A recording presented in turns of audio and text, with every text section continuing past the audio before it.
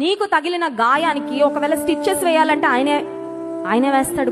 కుట్లు వేయాలా, దేవుడు వేస్తాడు.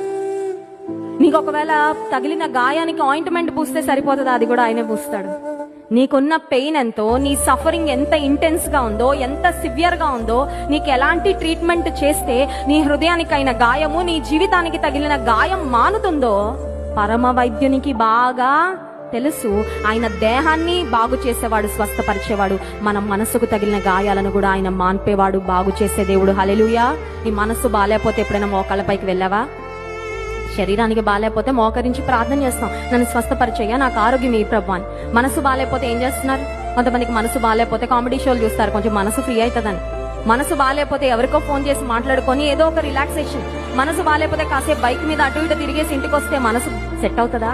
ఈ మనసు బాలేకపోతే గుండె చెదరిన వారిని బాగు చేసేవాడు ఆయనే, ఆదరణకర్త ఆయనే.